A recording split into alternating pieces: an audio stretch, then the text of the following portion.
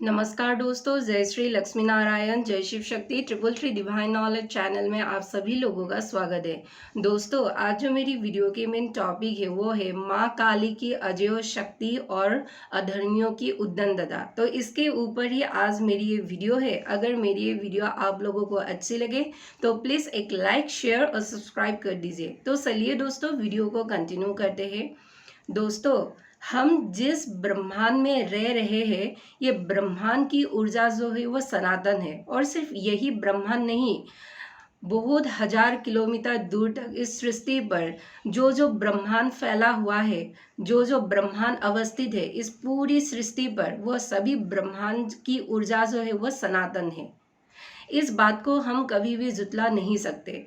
आप इसे माने या ना माने, अगर कोई व्यक्ति इस बात को अगर नहीं मानते हैं तो उस व्यक्ति पर निर्भर करते हैं कि वो सनातन को कितने हद तक मानते हैं। जी हाँ दोस्तों। और दोस्तों, इस सनातन ब्रह्मांड को ऊर्जा प्रदान करना, इस सनातन ब्रह्मांड को परिवर्तन करना, और जब पाप ज़्यादा बढ़ जाए तो इस ब्रह्मांड को विध्वंस करना, इसका दायित्व सिर्फ और सिर्फ माँ काली के हाथ में है। जी हाँ दोस्तों, मतलब इस सनातन ब्रह्मांड की सृजन करना, उनकी परिवर्तन करना, उसको ऊर्जा देना या उसकी विध्वंस करना, ये दायित्व जो है वो माँ काली बहन करते हैं।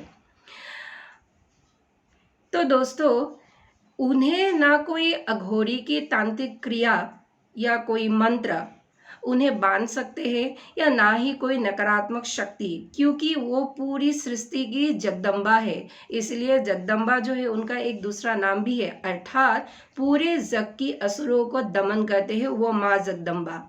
और इसीलिए दोस्तों, उन्हें जो है मृत्यु और काल की देवी कहा गया है।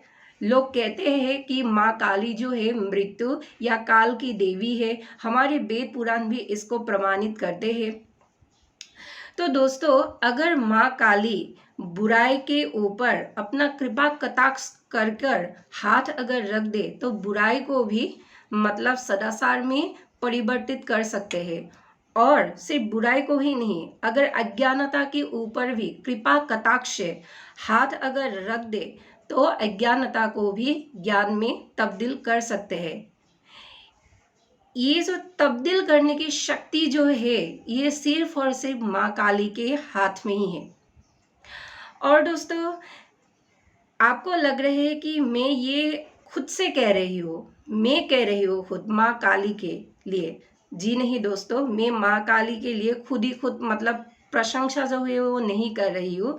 ये जो है मतलब माँ काली के बारे में ये सब जो कहते हैं, ये पूरे ब्रह्मांड की सृष्टिकर्ता, या यूं कहे कि विध्वंस करता या पालन करता, अर्थात आप तो मतलब जान ही गए हैं, स्वयं ब्रह्मा विष्णु महेश, इस सृष्टि के पूरे देवगण, या यूं कहे कि माँ काली की जो असलियत, असली में जो भक्त है वो सारे भक्तगण, यहाँ तक कि असुरों के मुंह से भी भय के कारण ये बात निकला है कि माँ काली की अजेय शक्ति को कोई भी देव हो, मनुष्य हो, असुर हो, गंधर्व हो, किन्नर हो, राक्षस हो, कोई भी उनकी शक्ति को जो है रोक नहीं सकते। इतना दम किसी के भी मतलब शरीर में नहीं है कि वो माँ काली की शक्ति को रोक सकते हैं। जी हाँ दोस्तों।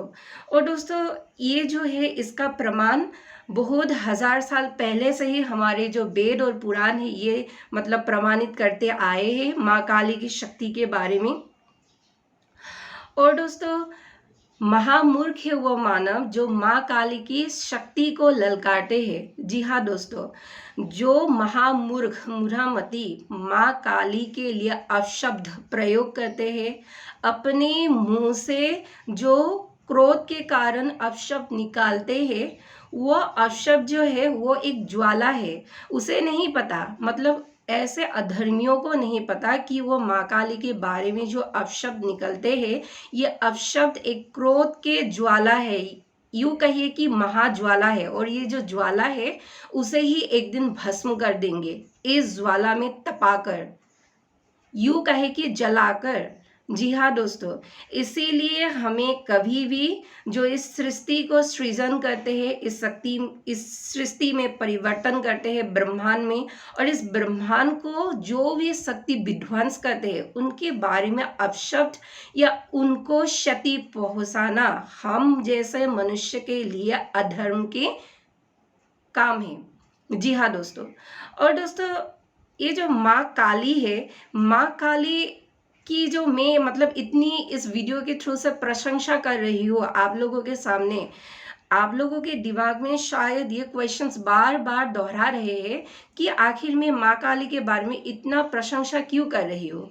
वो इसलिए कि जो पापी, अधर्मी, मूढ़मती या महामूर्ख जो मनुष्य है, या यूं कहे कि जो अधर्मियों की श्रेणी में जिनको गिना जाता है, ये अधर्मी जब जब माँ काली की मूर्ति पर प्रहार करेंगे, जब जब माँ काली की मूर्ति को तोड़ेंगे, या माँ काली ही क्यों, अगर कोई अन्य हिंदू देवी देवता की मूर्ति को तोड़ेंगे या किसी भी देवता को, हमें कोई मतलब ये अधिकार नहीं है कि हिंदू हो या कुछ अन्य धर्मावलंबी की व्यक्ति हो कि उनके धर्म की उनकी मजहब की जो ईश्वर है जो उस उनको हम तोड़े, हमें ये अधिकार भगवान ने नहीं दिया है, क्योंकि अलग अलग धर्म की अलग अलग मूर्तियों में अलग अलग मान्यताएं हैं, ये तो हम सभी जानते ही है।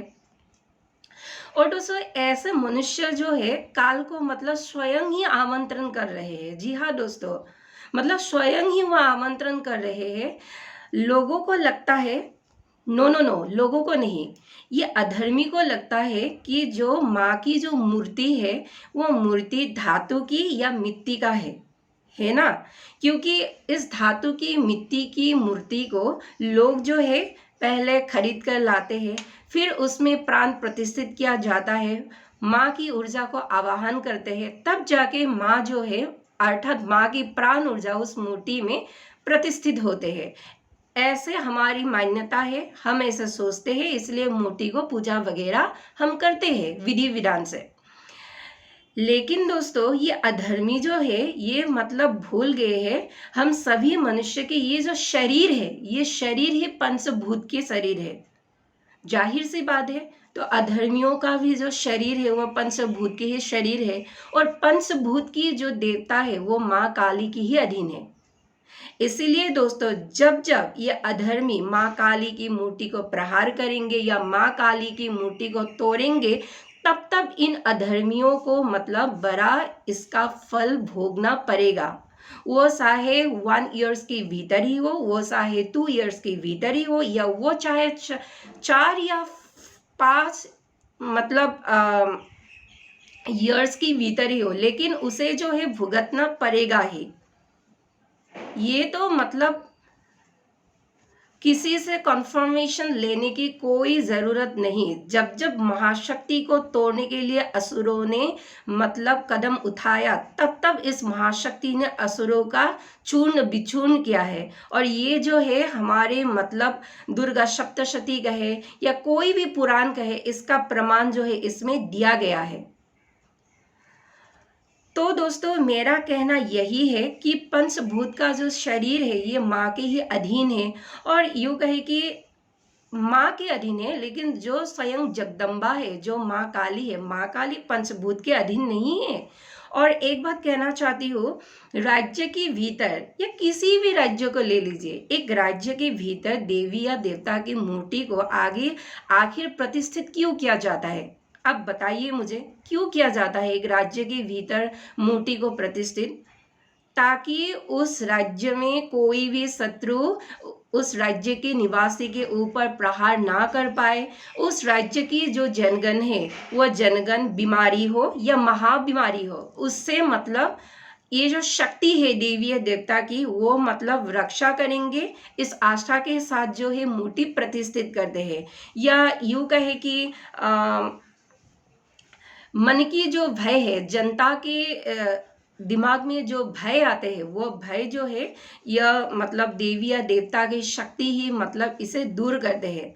तो आखिर सोचिए, अगर एक राज्य में देवी या देवता की मूर्ति को ही तोड़फोड़ किया जाए, अगर उस मूर्ति को मूर्ति के ऊपर ही प्रहार किया जाए तो उस राज्य के निवासी जो जनगण है तो उसके ऊपर क्या भय नहीं आएंगे? क्या शत्रु जो देश है वो क्या टारगेट नहीं करेंगे? या यूं कहिए कि उस राज्य में क्या बीमारी नहीं आएंगे? उस राज्य में भूकंप नहीं आएंगे? उस राज्य में सुनामी नहीं आएंगे? उस राज्य में भूमिस्खलन नहीं आएंगे? आप बताइए मुझे, है ना? अगर एक राज्य से शक्ति को निर्वासित किया जाता है, जो शक्ति उस राज्य की धर्म ध्वजा थी, जो शक्ति उस राज्य की मतलब रक्षा करते थे, अगर उन शक्ति को ही निर्वासित किया जाए तो उस राज्य की जो जनगण है उसको क्या परिणाम भुगतना पड़ेगा? शायद कोई कोई राज्य भुगत भी रहे हैं।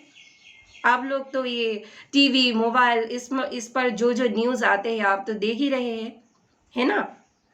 तो दोस्तों, व्यक्ति को मतलब तंत्र मंत्र के बुरे प्रभाव से भी माँ काली बचाते हैं, लेकिन जब उस शक्ति को ही निर्वासित किया जाए उस राज्य से तो ऐसे मनुष्य को कौन बचाएगा तंत्र मंत्र के प्रभाव से? बताइए आप। पॉइंट है ना बात की।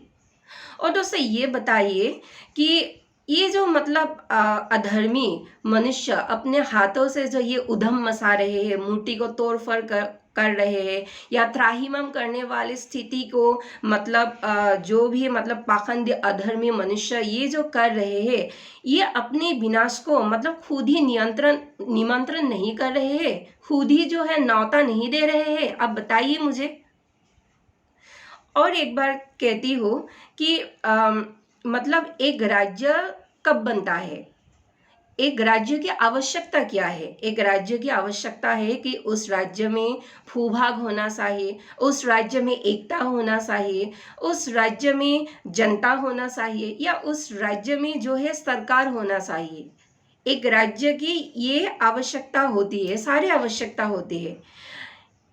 आप मुझे एक बात बताइए, आपकी जितनी भी आवश्यकता है, या यूं कहे कि एक राज्य की जितनी भी आवश्यकता है, और उस आवश्यकता पर मनुष्य जितना भी चाहे मतलब जोर लगा दे, अपनी ऊर्जा जो है उसमें ना क्यों मतलब खर्च कर दे, तब भी अगर देवी या देवता की अगर सहायता उस राज्य को प्रदान ना हो, अगर उस राज्य की निवासी को देवी या देवता की शक्ति अगर सहायता ना करे, तो उस राज्य की सरकार हो, एकता हो, जनता हो, भूखन हो, इन सारी आवश्यकताओं का कोई भी काम नहीं है।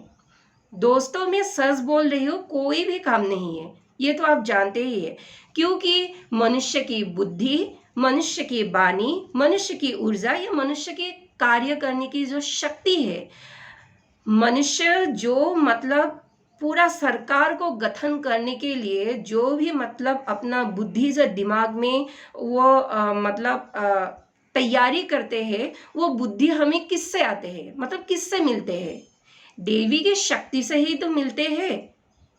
क्योंकि माँ शक्ति ही है जो एक राज्य के आधार है, माँ शक्ति ही है जो एक राज्य को ऊर्जा प्रदान करते हैं, माँ शक्ति ही है एक राज्य को शत्रु सेना से मतलब बचाते हैं, माँ शक्ति ही है एक राज्य को विभिन्न प्राकृतिक आपदाओं से बचाते हैं। अगर उस शक्ति को ही अगर निर्वासित किया जाए तो उस राज्य के आधार क्या है?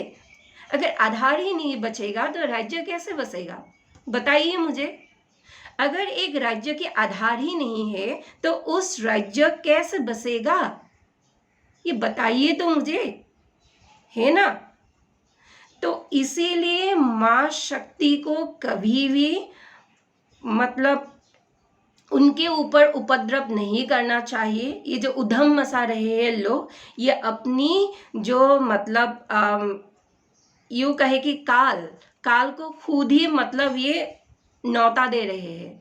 और एक बात कहना चाहती हूँ दोस्तों, ये मूर्ति सूर्ति तोड़ कर या मूर्ति के ऊपर प्रहार कर कर माँ शक्ति को अगर कोई भी मतलब उस राज्य से निर्वासित करते हैं या सनातन को मतलब निर्वासित करते हैं, तो इससे क्या होगा?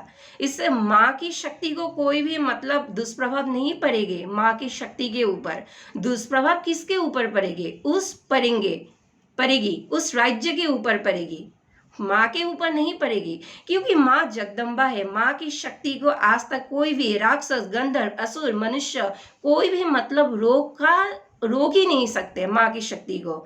सिर्फ एकमात्र माँ की शक्ति को अगर किसी में रोकने की क्षमता है तो वो सिर्फ और सिर्फ माँ की ही अर्धांग महाकाल का है। जी हाँ दोस्तों, अगर स्वयं महाकाल ना मतलब उन्हें नहीं रोकेंगे, अगर रोकेंगे तो ही मतलब माँ रुक जाएंगे। तो इसीलिए दोस्तों मैं ये कह रही हूँ कि माँ की शक्ति को रोकने की ताकत किसी में भी नहीं है।